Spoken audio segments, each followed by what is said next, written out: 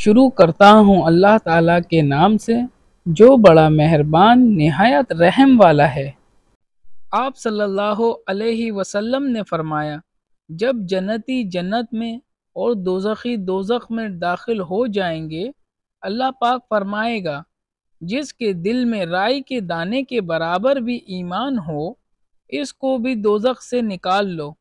تب ایسے لوگ دوزخ سے نکال لیے جائیں گے اور وہ جل کر کوئلے کی طرح سیاہ ہو چکے ہوں گے، پھر زندگی کی نہر میں یا بارش کے پانی میں ڈالے جائیں گے۔ یہاں راوی کو شک ہو گیا ہے کہ اوپر کے راوی نے کون سا لفظ استعمال کیا۔ اس وقت وہ دانے کی طرح اگ آئیں گے جس طرح ندی کے کنارے دانے اگ آتے ہیں۔ کیا تم نے نہیں دیکھا کہ دانہ زردی مائل بیچ در بیچ نکلتا ہے؟ صحیح بخاری حدیث نمبر 22۔ رسول اللہ صلی اللہ علیہ وسلم نے فرمایا کہ میں ایک وقت سو رہا تھا، میں نے خواب میں دیکھا کہ لوگ میرے سامنے پیش کیے جا رہے ہیں۔ وہ کرتے پہنے ہوئے ہیں، کسی کا کرتا سینے تک ہے اور کسی کا اس سے نیچا ہے۔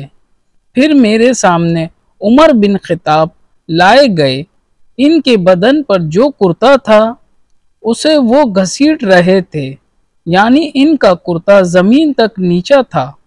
صحابہ نے پوچھا کہ یا رسول اللہ اس کی کیا تعبیر ہے؟ آپ صلی اللہ علیہ وسلم نے فرمایا کہ اس سے دین مراد ہے۔ صحیح بخاری حدیث نمبر 23۔